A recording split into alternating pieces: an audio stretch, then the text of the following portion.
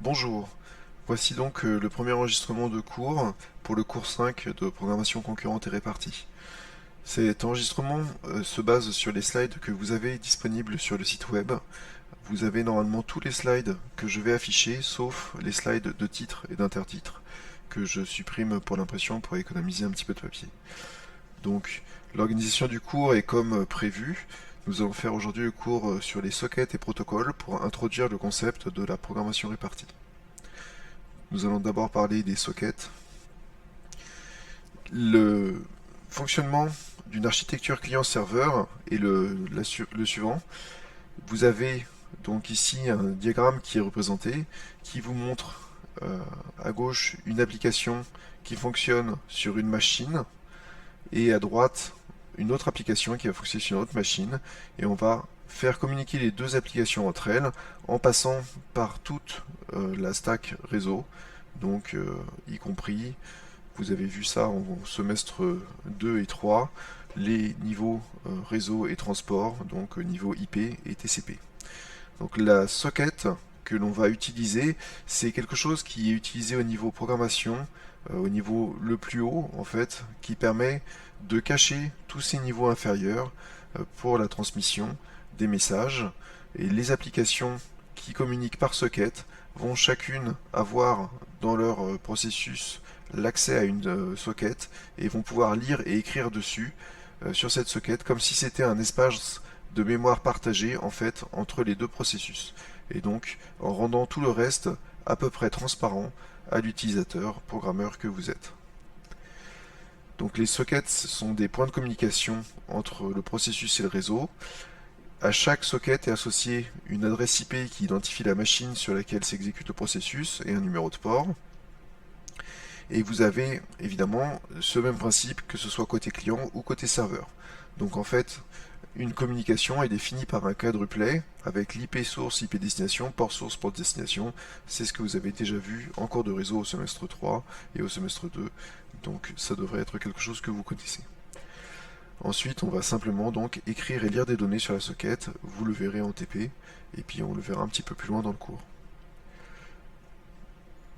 Donc le protocole TCP, vous devez vous en souvenir, c'est un protocole de transport fiable en mode connecté avec donc une étape de connexion, trois phases, dont la première est une phase de connexion qui permet d'établir l'échange, enfin d'établir la communication, et ensuite des phases d'échange jusqu'à la phase de fermeture de la liaison TCP. Et donc pendant toute la liaison TCP, les messages vont être remis dans l'ordre, vont être dédupliquer s'il y a une duplication par le réseau à un moment donné d'un message, et surtout, si jamais un message est perdu, il sera réémis directement par le matériel réseau sans que l'application s'en aperçoive. Donc au niveau applicatif, l'échange par une connexion TCP est en fait un échange qui est garanti et qui a tous les messages qui arrivent dans l'ordre aussi simplement que si on écrivait dans une zone mémoire de la même machine. Donc pour les machines distantes, le message qui est reçu est un message qui est fiable. La plupart des langages de programmation ont une bibliothèque qui permet de programmer justement ces applications réseau et qui permet de fournir des sockets à leur programme. Donc il y en a ici qui sont listés sur ce transparent. Euh, c'est juste un tour de paysage un peu historique, et puis pour vous donner une idée, on le fait en C++ comme pour le reste, parce qu'on va aussi faire des threads, vous le verrez, dans le TP6. En C++, on peut avoir deux solutions. Il y a une solution un peu plus compliquée, qui est la solution historique d'utiliser l'API BSD, ou alors plus simple, d'utiliser des surcouches orientées objets qui permettent de créer des objets et d'avoir des méthodes de ces objets pour interagir avec les sockets. Donc il y a plusieurs surcouches disponibles. Celle qui nous intéresse vraiment, c'est la surcouche Boost. La bibliothèque Boost étant le préambule à la standardisation en général. Donc ici, les sockets sont définies depuis un certain temps dans la bibliothèque Boost et elles n'ont toujours pas été reversées dans la bibliothèque standard, mais ça devrait arriver à terme. Donc sur le transparent, on met que ce serait peut-être pour C++17. Ça montre un peu l'âge du transparent, effectivement. Ça n'a pas été le cas, et ce sera peut-être pour la prochaine fois. Je vais maintenant vous présenter les classes utilisées dans Boost pour manipuler les sockets. Donc il y a différentes classes à voir, et puis ensuite on verra la programmation d'un client et d'un serveur. Donc aujourd'hui vraiment une programmation très simple, très naïve pour le TP5, et on fera au TP6 une programmation un peu plus complexe. Donc Boost a beaucoup plus de choses que juste des sockets. Donc c'est une bibliothèque multifonction. Et vous avez déjà vu aussi Sync Bounded Queue qui était défini dans Boost. Donc il y a pas mal de choses là-dedans. Ce qui nous intéresse ici, c'est la partie programmation réseau, donc Boost ASIO, qui est ici listée à la fin. C'est une bibliothèque qui est très complète, qui est énorme. Il y a énormément de documentation dessus. Ici, le lien vous donne la documentation vers la version 1.55. Vérifiez bien le numéro de version à jour de la bibliothèque quand vous allez voir la documentation. C'est plus intéressant effectivement de voir la documentation de ce que vous utilisez plutôt qu'une vieille documentation.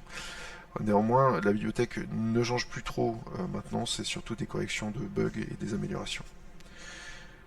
Donc elle permet de faire de l'adressage en IPv4 et en IPv6, d'interroger le DNS avec des commandes, etc., de gérer plein de protocoles. Encore une fois, on va se concentrer nous sur l'IPv4 pour faire le plus simple possible. Vous allez voir en TP, vous aurez peut-être un petit souci si vous avez des adressages en IPv6 pour localhost, mais je vous montrerai comment faire pour résoudre ce problème. Donc les classes qu'on va utiliser ici sont listées. On va explorer dans les transparents suivants ce que font chaque classe et comment elles fonctionnent. Et on va utiliser deux méthodes, la méthode read et write, pour lire et écrire sur les sockets. Juste simplement pour passer des messages de quelques caractères sur la socket. Donc rapidement, je vais juste expliciter ce que font chaque classe. La classe endpoint permet de définir un point de connexion, c'est-à-dire une association IP numéro de port. La classe resolver permet de trouver, de préparer des requêtes DNS et d'appliquer des requêtes DNS. Il y a une classe query qui permet de construire ces requêtes réellement. Donc c'est le resolver qui va appliquer la requête qui est construite ici dans un objet query. La socket, c'est l'objet de communication sur lequel on va lire et écrire. L'acceptor, c'est une socket un peu particulière qui, du côté serveur, va attendre la connexion d'un client. Et enfin, buffer, ça sera une zone de mémoire qu'on va utiliser pour écrire. Donc, voilà le détail pour endpoint. Donc, c'est l'extrémité de la connexion TCP, comme je vous le disais. Côté client, on peut le construire de façon statique, puisque le client initie la connexion. Donc il va construire une adresse et un numéro de port ensemble pour créer un point distant. Donc ici il faut lire les lignes deux par deux. Ici on définit donc une variable qu'on appelle adresse, qui a un type IP adresse v4 et qu'on récupère grâce à la méthode fromString de cette classe adresse v4. Et donc, on lui passe une chaîne de caractères qui est ici une adresse IP de la forme classique que vous connaissez. Ici, c'est une adresse IP privée. Et donc, ça va nous donner un objet C++ qu'on va pouvoir utiliser ensuite ici pour pouvoir construire un endpoint. Donc, grâce à l'appel au constructeur de endpoint, auquel on aura passé donc cet objet adresse et ici un numéro de port. Il faudra faire attention au type. Ici, ce ne sont pas c'est pas un string.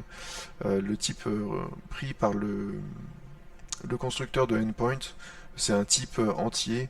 Alors je ne sais plus de mémoire exactement lequel, mais vous pouvez les regarder dans la documentation au moment où simplement à la compilation, il vous dira quel est le type qui était attendu dans le constructeur. Du côté du serveur, pour créer un endpoint, On a juste besoin de trouver l'adresse locale. Donc là, on va juste dire notre adresse et le numéro de port sur lequel on veut offrir le service. Donc ça, c'est le endpoint que le serveur va se construire pour pouvoir récupérer la connexion. Ça, c'est le endpoint que le client construit pour pouvoir se connecter sur le serveur. Donc ici, l'IP qui est passé en dur, c'est l'IP du serveur. Dans les TP, en réalité, cette IP-là ne sera pas passée en dur, elle sera récupérée comme argument sur la ligne de commande.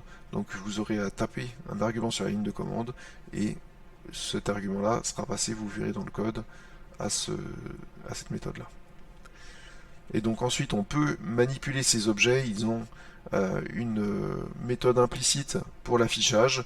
Donc il suffit d'envoyer cet objet sur l'affichage standard et on a un affichage de type IP numéro de port.